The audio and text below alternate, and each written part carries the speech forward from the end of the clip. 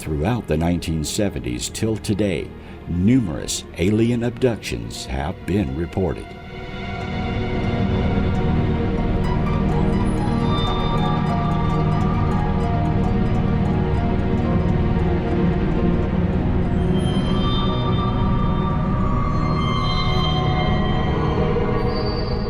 Jim and Jack Weiner, Charles Fultz, and Charles Rack claim they were abducted by aliens during a camping trip near Allagash, Maine on August 20th of 1976.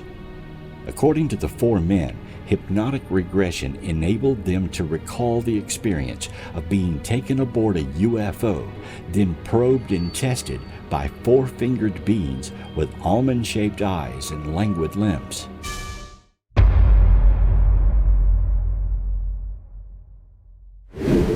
My friend Linda and I were sitting at the computer late the night before she left to go back to Abbotsford. She suddenly said to me, "Why don't we go stargazing?" And I mentioned to her that it was getting quite late. It was, around midnight. I was really tired. Could we possibly think about doing this the next time she was up? But she really insisted on going. The women got into Karina's car and pretty soon found themselves on a back road, looking for a secluded area, shielded from the city lights. Karina was new to the area and wasn't sure where to find a good spot for stargazing. They soon found themselves on a road that runs between Kelowna and Vernon. There was no moon that night, so it was very dark. Karina stopped her car somewhere beside Kelowna's landfill.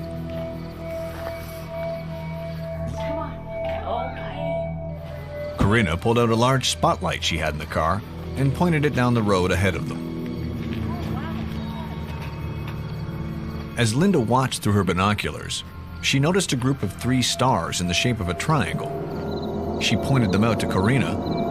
Neither of them could figure out what the lights could be. They both agreed on one thing. They weren't lights from a plane. There was no engine sound. The lights started to move ahead of their car, changing color from white to green. The air, which had been warm, turned musty and cold. It took a second for Karina to register what they were looking at. These weren't anything from this planet, staring back at them from out of the dark. They began to move towards the 2 women. They ran back to the car as fast as they could, but it was like moving through quicksand. It was as if the whole world around them was slowing down to a crawl. Karina remembers having a hard time getting her hands to open the car door. Once they were inside the car, she tried to get it started. The lights inside the car flashed on and off randomly.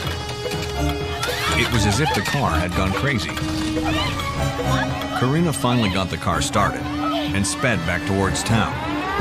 As they drove along, Karina remarked to Linda that she felt weird, as if electricity had been zapped through her whole body, as if by a charge from a battery. Linda took comfort from the fact that they both felt the same way. That's when she looked at the dashboard clock.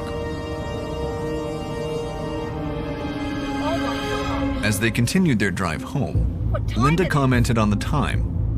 The women felt they hadn't been out of the car for more than a few minutes, but according to the clock, it had been almost an hour.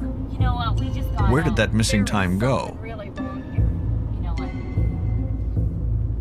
Suddenly, they both saw another large orb low in the sky on the far side of a field. Karina stopped the car. Could this be one of the same orbs they had seen earlier? Karina tried to convince Linda the orb was just a low-flying aircraft or helicopter. But even with both windows down, neither one of them could hear any noises from the mysterious orb. It started to move further away from their vehicle. To prove her point, that it was just a plane, Karina held up her spotlight out of the car window and flashed it 3 times directly at the orb. To her horror, it stopped dead in midair, then came flying down directly at them. Terrified, Karina panicked and took off down the road. She headed for home, trying to ignore the celestial object high above. The next morning, as Karina got out of bed, she discovered a large bruise on her left breast. She also felt nauseous and had severe head pressure. As she sat at her kitchen table drinking coffee, Linda joined her. Linda also complained about feeling sick, and suddenly, her right nostril started to bleed. Oh my head. Oh, that is really. Karina grabbed a towel and tried to staunch the flow of blood. After they'd stopped the nosebleed, Linda left to take a shower and clean up. Karina's daughter then came down to the kitchen. She too felt nauseous and complained of a stuffed up nose. Then, just like Linda, her nose began to gush blood from the right nostril. Karina helped her stop the bleeding, and not wanting to alarm her daughter, she told her nosebleeds can happen when someone feels sick. I don't know. But she suspected that her encounter the previous evening hadn't ended at the front door.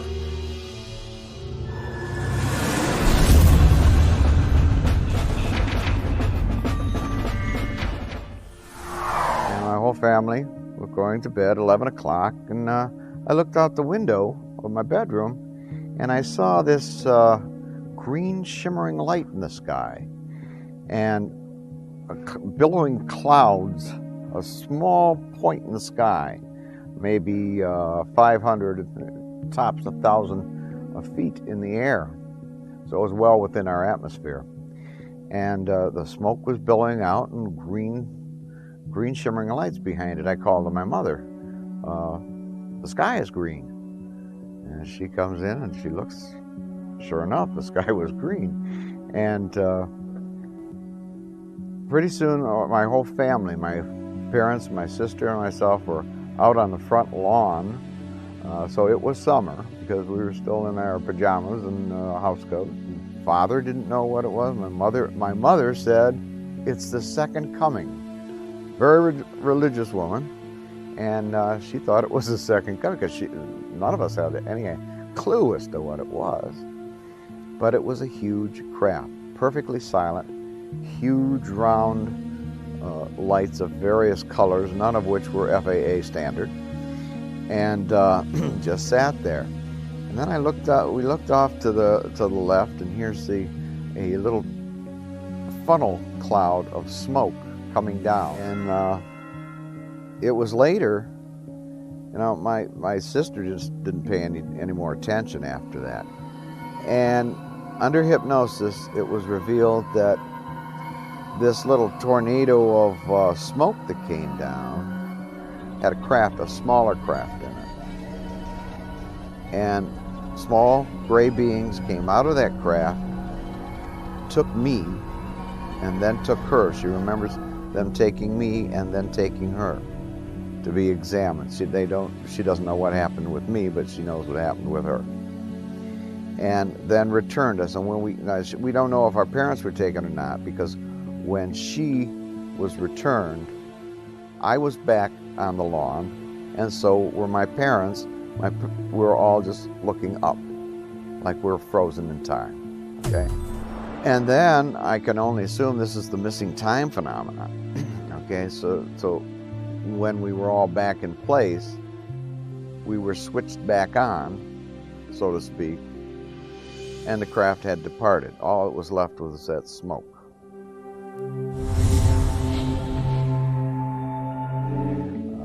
We're watching as the sky seemed to be giving birth to this huge craft. The lights were there, and it just kind of came through a vortex, and that's why I believe that the extraterrestrials come from other planets and or other dimensions through a vortex. They instead of going from point A to point B, they fold time and leave their space-time and arrive at ours instantaneously.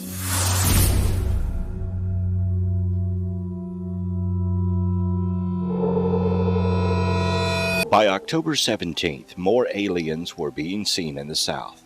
In Falkville, Alabama, Police Chief Jeff Greenhaw received a phone call from an excited lady who said that she had witnessed a spaceship land in an open field not far from town. Greenhaw went to investigate and took his Polaroid camera. About 10 p.m., he made it to the location of the alleged landing. He found no trace of a spacecraft, but returning from the sighting location, he saw a silver-suited, tinfoil-covered creature on the road. The tinfoil alien's movements were very mechanical-like. Greenhaw managed to snap off 4 pictures of the odd-looking alien. When he turned on his headlights, the alien ran. Greenhaw immediately took pursuit, but because of the rough terrain, he was only able to manage 35 miles per hour.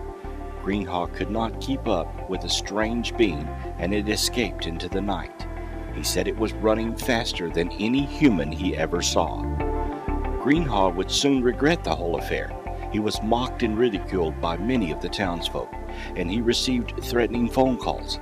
His house was burned down, and his wife left him. About a month after the incident, the town council fired him. Greenhaw eventually regained a normal life, but he would always regret the night he met the alien.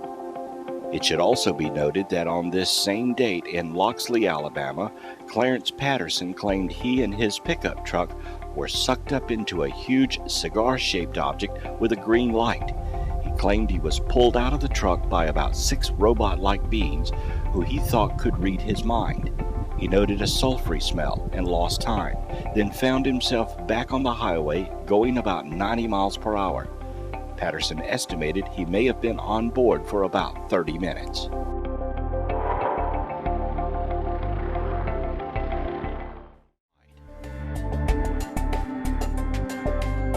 (1973) will be known as one of the most active UFO flaps ever investigated. Multiple UFO and humanoid reports coincided with historical events during this unusual year. Many states within the United States received a record number of UFO reports and activity, and all remain unsolved encounters to this day. The FBI was asked to investigate and refused involvement in the UFO phenomenon. Local authorities were ill-equipped to handle the reports, and many simply stopped investigating them. As one police officer stated, "Chasing lights in the sky is not our job. Let the Air Force do that." The military had officially ended their involvement in 1969 with the closure of Project Blue Book. However, it is known now that they continued to focus on UFO activity. On November 28, 1973, a Gallup poll showed that 51% of Americans believe UFOs are real, 11% claimed a personal sighting, and 93% were aware of the subject matter. If the UFOs did anything at all, they made themselves aware to the general public. After 1973, UFOs would appear more and more in popular culture, and sightings would never cease. Though UFOs had been around since man could document them, 1973 heralded a new awareness of the phenomenon and would mark a new increase in UFO popularity. It was the year of one of the largest UFO activity flaps ever to go on record, and it was not solely an American phenomenon. Worldwide, UFOs were being seen and reported. There are far too many cases to report in one program, but several stand out.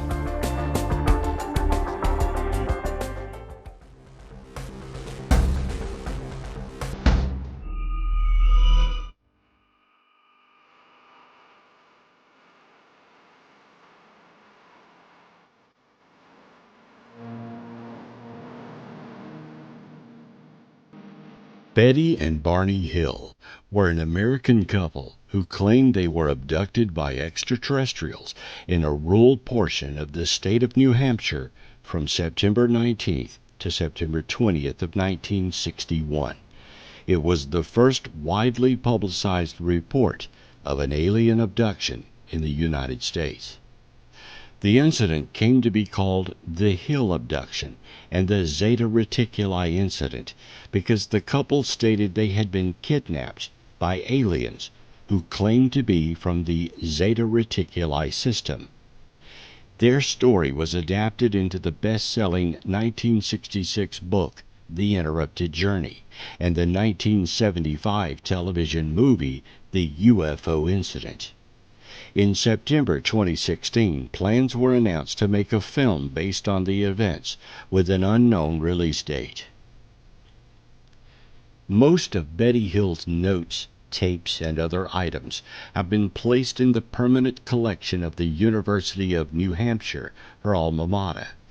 In July 2011, the State Division of Historical Resources marked the site of the alleged craft's first approach with a historical marker. According to a variety of reports given by the Hills, the alleged UFO sighting happened on September 19th of 1961 around 10:30 p.m. The Hills were driving back to Portsmouth from a vacation in Niagara Falls in Montreal. Just south of Lancaster, New Hampshire, Betty claimed to have observed a bright point of light in the sky that moved from below the moon and the planet Jupiter upward to the west of the moon. While Barney navigated U.S. Route 3, Betty reasoned that she was observing a falling star, only it moved upward. Since it moved erratically and grew bigger and brighter, Betty urged Barney to stop the car for a closer look, as well as to walk their dog, Delcy. Barney stopped at a scenic picnic area just south of Twin Mountain. Betty, looking through binoculars, observed an odd-shaped craft flashing multicolored lights travel across the face of the moon. Through binoculars, Barney observed what he reasoned was a commercial airliner traveling toward Vermont on its way to Montreal. However, he soon changed his mind because, without looking as if it had turned, the craft rapidly descended in his direction. This observation caused Barney to realize this object that was a plane was not a plane. They quickly returned to the car and drove toward Franconia Notch, a narrow mountainous stretch of the road. Approximately 1 mile south of Indian Head, they said the object rapidly descended towards their vehicle, causing Barney to stop in the middle of the highway. The huge, silent craft hovered approximately 80 to 100 feet above the Hills' 1957 Chevrolet Bel Air, and filled the entire field of view in the windshield. It reminded Barney of a huge pancake. Carrying his pistol in his pocket, he stepped away from the vehicle and moved closer to the object. Using the binoculars, Barney claimed to have seen about 8 to 11 humanoid figures who were peering out of the craft's windows, seemingly looking at him. Red lights on what appeared to be bat-wing fins began to telescope out of the sides of the craft, and a long structure descended from the bottom of the craft. The silent craft approached, and Barney observed the beings were not human. Barney tore the binoculars away from his eyes and ran back to his car. In a near hysterical state, he told Betty, "They're going to capture us." He saw the object again shift its location to directly above the vehicle. He drove away at high speed, telling Betty to look for the object. She rolled down the window and looked up. Almost immediately, the Hills heard a rhythmic series of beeping or buzzing sounds, which they said seemed to bounce off the trunk of their vehicle. The car vibrated, and a tingling sensation passed through the Hills' bodies. The Hills said that they experienced the onset of an altered state of consciousness that left their minds dulled. A second series of beeping or buzzing sounds returned the couple to full consciousness. They found that they had traveled nearly 35 miles south, but had only vague, spotty memories of this section of road.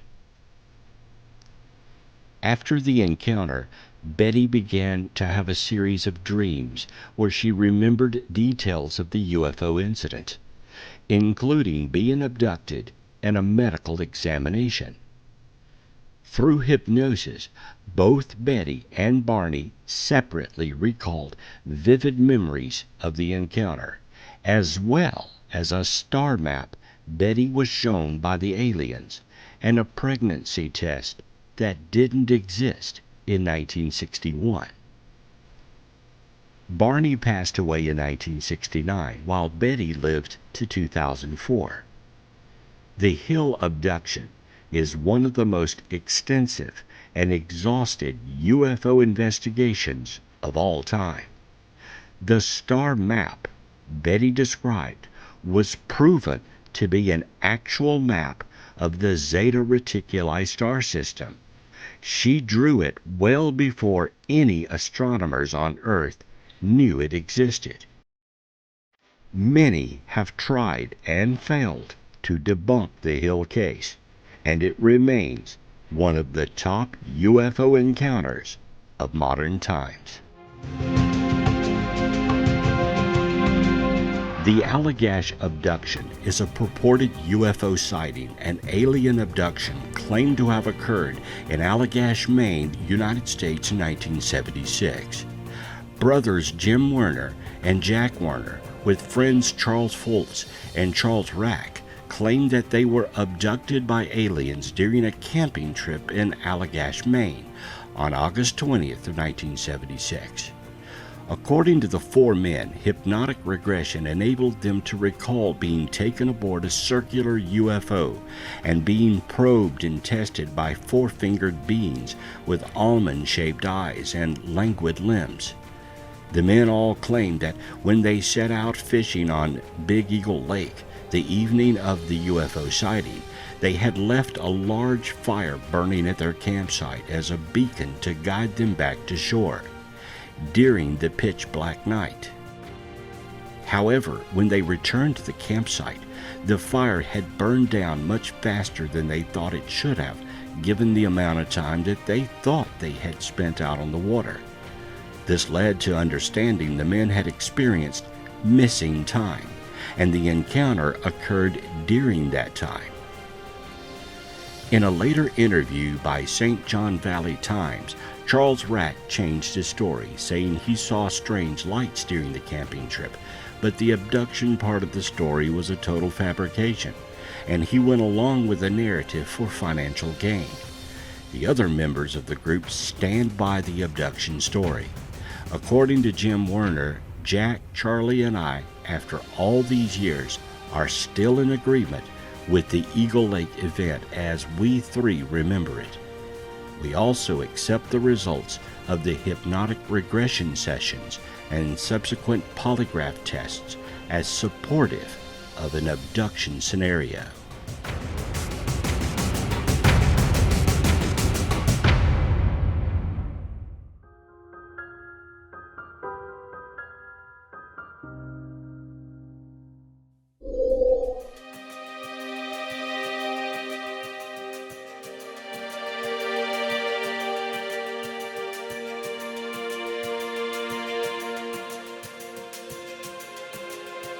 The Travis Walton UFO incident was an alleged alien abduction of an American forestry worker, Travis Walton, by a UFO on November 5, 1975, while he was working near Snowflake, Arizona.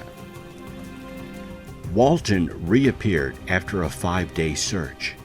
The Walton case received mainstream publicity and remains one of the best-known alien abduction stories. Walton wrote a book about his purported abduction in 1978 called The Walton Experience, which was adapted into the 1993 film Fire in the Sky. According to Walton, on November 5, 1975, he was working with a timber stand improvement crew in the forest near Snowflake, Arizona. While riding in a truck with 6 of his co-workers, they encountered a saucer-shaped object hovering over the ground approximately 110 feet away, making a high-pitched buzz. Walton claims that after he left the truck and approached the object, a beam of light suddenly appeared from the craft and knocked him unconscious. The other 6 men were frightened and drove away. Walton claimed that he awoke in a hospital-like room, being observed by 3 short, bald creatures. He claimed that he fought with them until a human wearing a helmet led Walton to another room where he blacked out as 3 other human-looking beings put a clear plastic mask over his face. Walton has claimed he remembers nothing else until he found himself walking along a highway with the flying saucer departing above him. The encounter was extensively investigated as Walton was missing for 5 days and his co-workers came under scrutiny of murder. All took and passed lie detector tests and remained solid that their encounter did happen, even though many of the parties do not get along.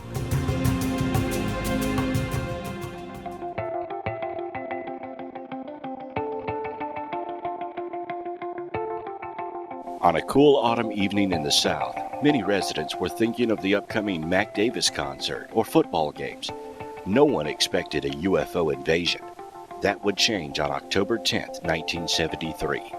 15 different people, including 2 policemen, reported seeing a large silver UFO slowly fly over a housing project in St. Tammany Parish, New Orleans. The next day would be a day to remember for 2 fishermen in Pascagoula, Mississippi. It was the night of October 11, 1973. Charles Hickson went fishing with 18-year-old Calvin Parker from a pier at Shaw Peters Shipyard.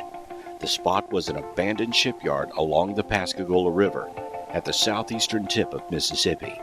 The 2 men intended to test some new fishing equipment, but had little success and were about to look for a better place. At 7 p.m. on this dark night, they directed their attention to a loud zipping sound coming from behind them. They turned around to see the source of the sound and were amazed and also terrified to see a gray-domed football-shaped or egg-shaped object surrounded by a blue glow hovering towards them. And as I turned around from the pier and looked, something that had come almost to the ground. It was hovering probably 2 foot, 18 inches or 2 foot from the ground, and I assume Calvin had heard the noise at that time. He turned to look, and there was some kind of door, a sliding door, I suppose, that came into the end of the craft that was toward us, and a very brilliant light came out of the craft. And I didn't know what to do. It startled me at first. I couldn't make out what it was. And about that time, there was 3 things began to move into the doorway. They came out the beam of light, came right up to Calvin and myself, and one took hold of this shoulder and one of this shoulder, and I seemed to rise up from the ground about the height that they were, and we proceeded to go into the craft. At this time, I saw Calvin wanted taken hold of him, and I saw him go limp, and I didn't know at that time, but he had fainted, he had passed out. But anyway, they continued to carry me aboard this craft, and as we went in the doorway, into the light in the room, compartment, it appeared to me that it was round, and light was glowing from the overhead, from the floor, and from the walls. It was so bright I couldn't see anything at that time. But we seemed to stop about the middle of the room, and they left me. By this time I couldn't do anything because I couldn't move. The only thing I could move was my eyes. And I could tell that they had released me, but I still wasn't touching anything that I could tell. But something in front of me, in the wall in front of me, it seemed to come out of the wall. It was probably this big. It appeared to me that it was a big eye. It moved up toward my face and remained there for possibly a few seconds or a few minutes. And it moved downward. And I'm having to assume that it went under me and came up the backside, because the next time I saw it, it come over my head, came back in front of me again, remained there for a few minutes, and moved back into the wall and disappeared into the light. But at that time, that was all that I could see in the room. But several years later, after going under hypnosis regression, I could recall that there was something, some type of window there in that room. There was possibly another compartment, that there was something else in the other compartment, appeared to me. But these things left me there suspended for a while, and after a while they came back, and And they took hold of me and carried me back outside, and they didn't just throw me down. They seemed to just release me, and I fell to the ground. And about this time I saw Calvin. He was standing there by the river, and his arms was outstretched like this, and he appeared to me that he was in shock. And I don't know whether he had been aboard the craft or not, but there wasn't anything with him. He was alone at that time. So I was trying to make my way to him. When I fell, my legs were weak, and after a while, shortly the feelings began to come back. And as I was trying to get up, I was making my way toward him to see if I could help him. And when I reached him, he didn't even realize who I was. He was going in shock. And I had to shake him. I even had to slap him and scream and holler to get him to realize that we were all right. I thought that they hadn't done any harm to us physically that I could tell. But after a while, I got into where we could talk, and I assured him that I thought we were okay. But meanwhile, while this was going on, I heard the hissing sound again, and as I turned and looked, this craft, the blue lights was flashing again, and it just seemed to disappear. It went up and moved that fast.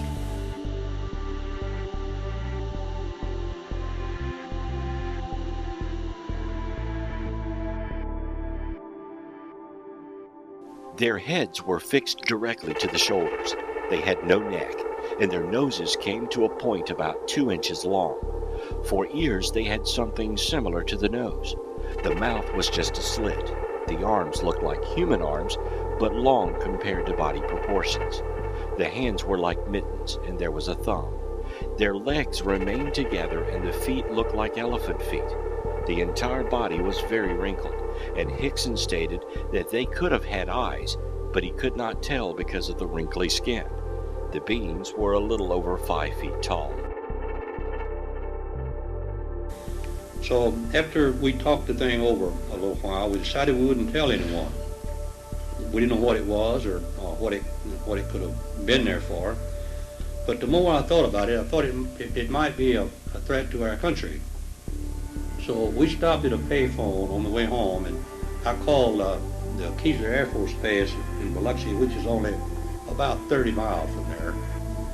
And briefly, I was telling what happened, and they stopped me and told me that they didn't handle those things. We would have to go through the sheriff's department. Well, we talked about that, and certainly we didn't want to go to the sheriff's department. We didn't want to be called crazy or nuts in the neighborhood there. But again, we talked about it, and I just couldn't keep it. I didn't think I could keep it to myself. It was so, something happened. So we called the sheriff's department, and I talked to the sheriff, Fred Diamond. Excuse me. And he asked us to remain there, that he would send a couple of deputies over to talk with us. So after a few minutes, they arrived, and I think they at first thought we were nuts, but after they begun to realize that something had happened to us, they asked us would we follow them to the sheriff's department to discuss it. So we followed them in our car to the sheriff's department, and after talking with them several hours, they were finally convinced that something did happen. And I think what probably convinced them that something had happened to us, when we first went in the sheriff's department, they removed Calvin to a room by himself and me in a room by myself, and interrogated us, you might say. And later they came back and brought Calvin in the room with me, and they went out to get some coffee.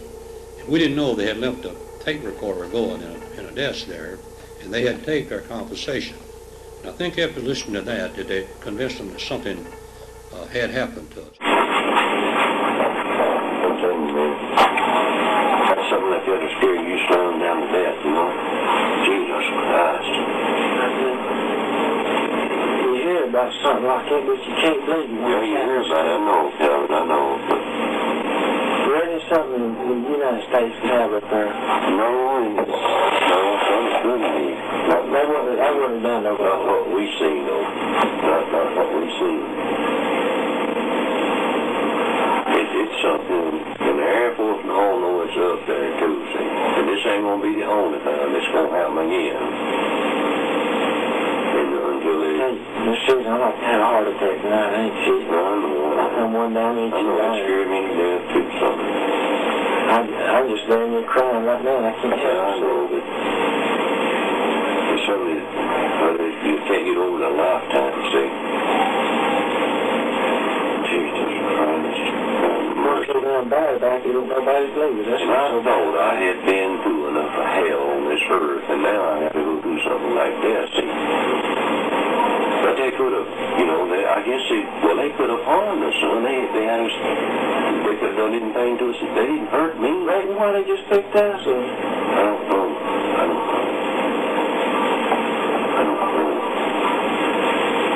Don't tell me, man. I couldn't take much more of that. I gotta get home, get to bed, and get some nerve pills or something, see the doctor or something. I can't stand it. I'm about to go all the paper. I'll take you by the, when you get through this, we'll go by the phone. I'll get you something to set you down with so you get some damn sleep.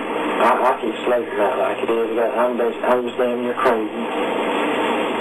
But yeah, when they brought you out of that damn thing, and when they brought me out, well, I like to know when the hell, you know, God damn, I like to know when the hell got you straightened out, man. One of them arms, I remember my arms, they just froze out just like that, and I couldn't move, just like I was stuck in a damn rattlesnake. But they didn't do me that way, though. I passed out. I passed out. That's the first time I ever passed out in my life. You checked the new medical records. I ain't either. I've never seen nothing like that before in my life. It's hard. You can't make people believe that, though.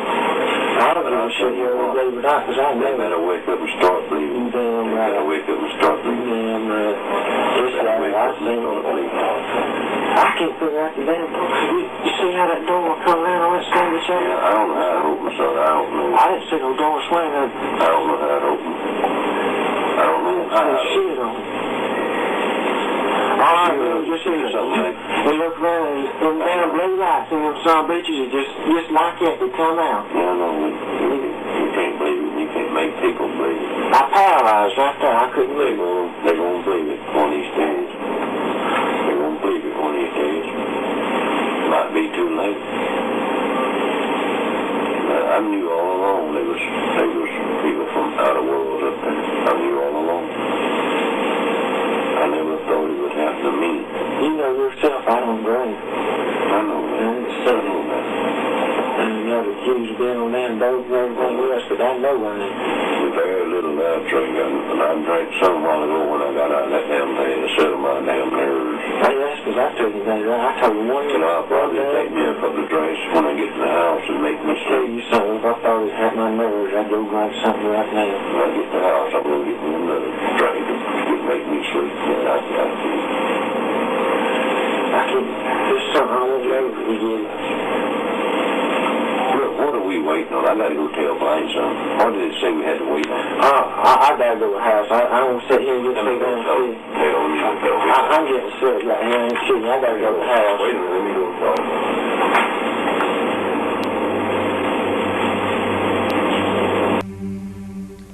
So I asked the sheriff that night that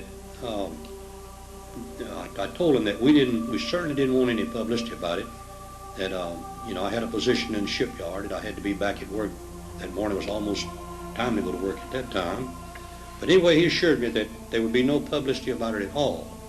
And I went home that night or that morning believing that. And I had reached the shipyard after going home and having coffee about all the time I had thing to do. But I went to work that morning, and after reaching the shipyard, and I proceeded to get my people to work and come back to my office. My telephone was ringing, and it was some news media in Jackson, Mississippi, wondering what had happened to Calvin and myself the night before. So I didn't know what to do. I just hung up on him, and it continued to ring, and someone answered the phone, and the sheriff was trying to get us to come over to the sheriff's department. That they were almost being mobbed over there. So many people was over there. So it alarmed me. I didn't, I said, well, I didn't know what to expect because I didn't know what happened. I didn't know what they were. But anyway, we went over to the sheriff's department, and it dawned on me that we could have come in contact with radiation or something. And I called their attention to that, and they carried us to the Singing River Hospital there at Pascagoula to be checked for radiation. They didn't have the facilities to do it with. So they called Keesler Air Force Base, and they told them to bring us over there. So I think they were alarmed enough that when we got there, they had MPs that met us at the gate, and they had evacuated the area that we were going into, and the area that we were going to be tested, they had protective clothing on. So they were alarmed that, that something had happened. And afterwards, after they had examined us for radiation, and they didn't find any. They said they thought they had found a little radiation on the cabin. But anyway, we went into a meeting with the top brass at Keesler Air Force Base, and I could tell in the questions that they asked us, they were quite concerned that they had asked a lot of those questions before and probably had answered similar to those before. So anyway, they told us that they would give us a copy of the meetings of the that we had there, and they never did. They classified it as classified material. But later on, I obtained a copy of it from a mutual friend, from a colonel that had retired there at the Air Force. But they were quite concerned, Keesler Air Force Base was.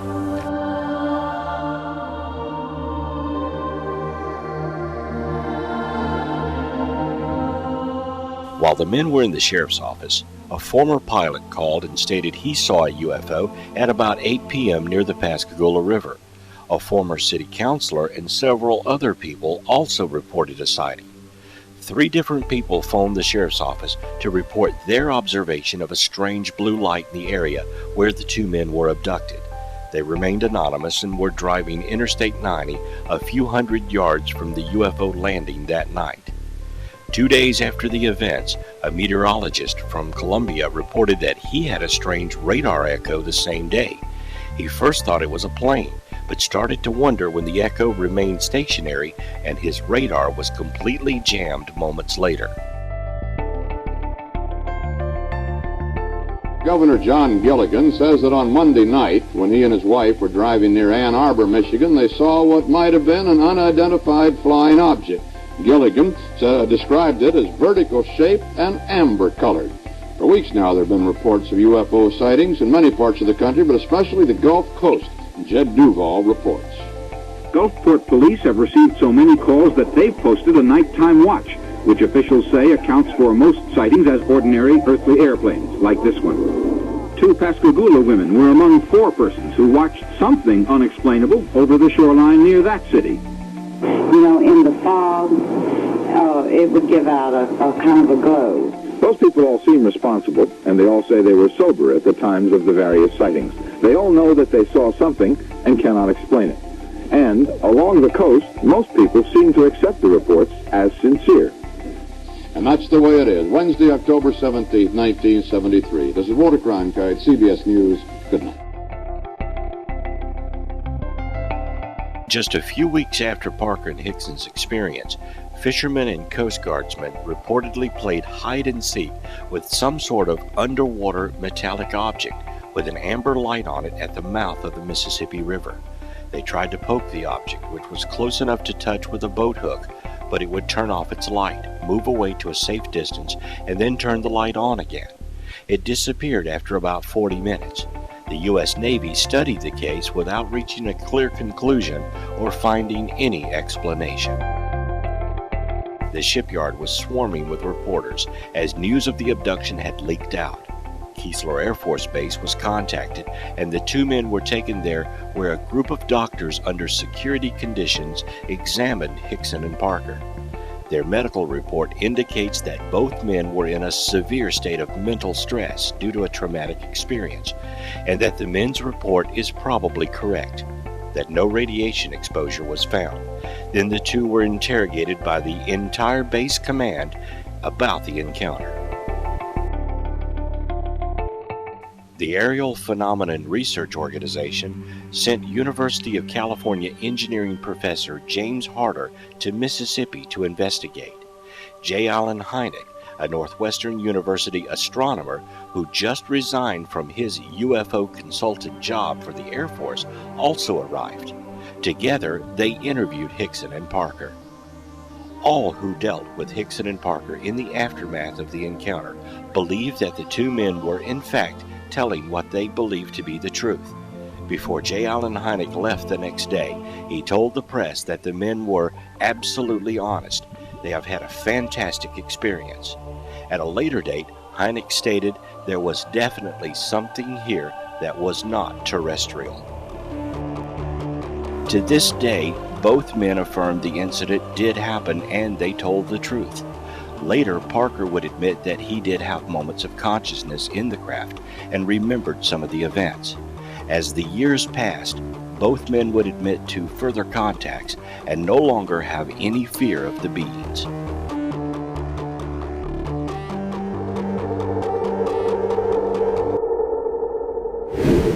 The room was lit up completely, but my eyes were closed. I knew somehow not to open my eyes. There was something telling me, don't open your eyes because you won't like what you're going to see. Eventually, I did open my eyes because I could hear noise in the room. There was like scuffling on the floor. I opened my eyes. There were three small grey beings with big black eyes, big heads and very skinny, spindly limbs. They pulled me up out of the bed, and then with one behind me and one each side of me holding my elbows, walked me towards the window. And I'm thinking, well, the windows are closed, guys, so you better open them before we go any further. So there was this rationality and irrationality going on at the same time. And as we approached the window, I closed my eyes. And as I did, I felt this stickiness. It was a stickiness and a feeling of something being pulled very slowly across my face. It wasn't painful, it was just very, very weird. I opened my eyes because I felt cold, I felt wind on my face, and I was aware that I was now floating outside of the window, 3 stories up, looking down at the car park with a very bright light above my head.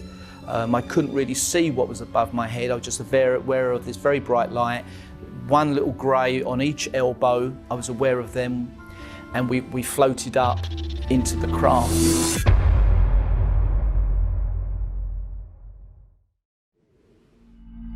Proving alien abductions is difficult without obvious physical evidence.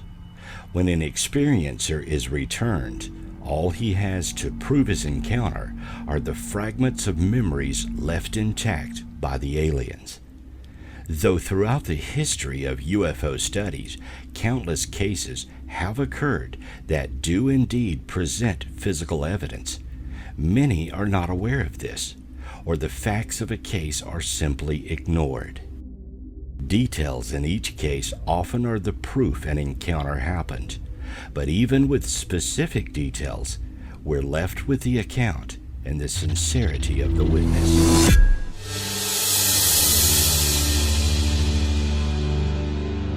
Another massive bombshell revelation presented to the committee detailed reports of the Defense Intelligence Agency's research into the biological effects of UFO sightings on humans. This entailed burns, heart issues, sleep deprivation, and reported abductions, some resulting in pregnancies.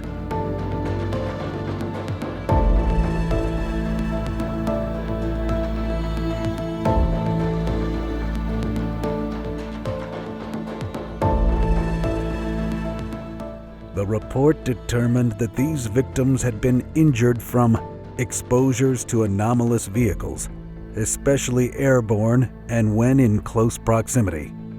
The cause of the burns was determined to be electromagnetic radiation, with additional linkage to energy-related propulsion systems. The DIA issued a dire warning that whatever these objects were, they should be considered a threat to the United States' interests. The report disclosed 42 cases from medical files and 300 unpublished cases of people incurring injuries following encounters with these unknown objects. Adding to this phenomena, a professor of pathology at Stanford University has been conducting tests on the brains of people who claim they've experienced a UFO encounter, and the results are very alarming. The professor has published over 300 research articles on the matter and owns 40 U.S. patents. Over the last decade, he has devoted his time to studying retrieved materials from alleged UFOs.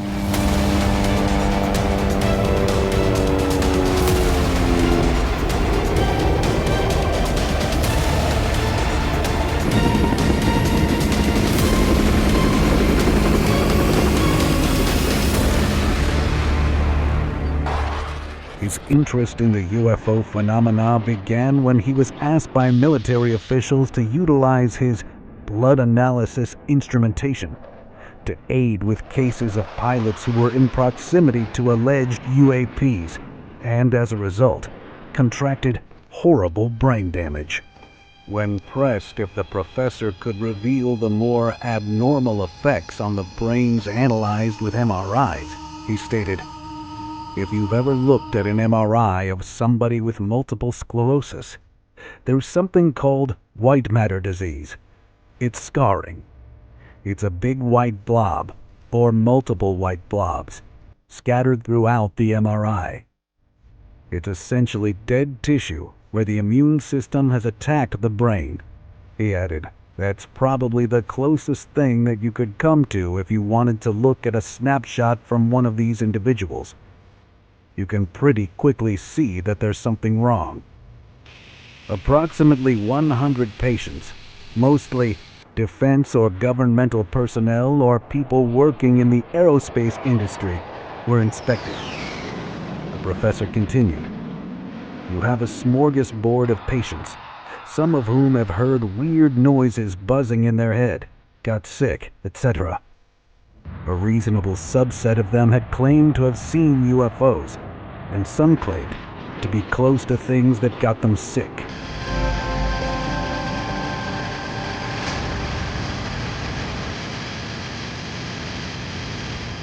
The research into this phenomena further revealed that the victims had an overconnection of neurons between the head of the caudate and the putamen. The caudate nucleus is a pair of brain structures that constitute the basal ganglia. It aids in high-level functioning that includes planning movement, learning, memory, reward, motivation, emotion, and romantic exchanges. The putamen is a large structure located within the brain. It is involved in an extremely complex feedback loop that prepares and aids in movement of the limbs. Signals are transmitted through the caudate and putamen structures to the motor thalamus, brainstem, and motor neocortex, which helps the body with all aspects of physical movement. Sadly, approximately a quarter of the MRI patients who claimed they had a UFO encounter died from their injuries, and the majority were found to have symptoms identical to Havana syndrome.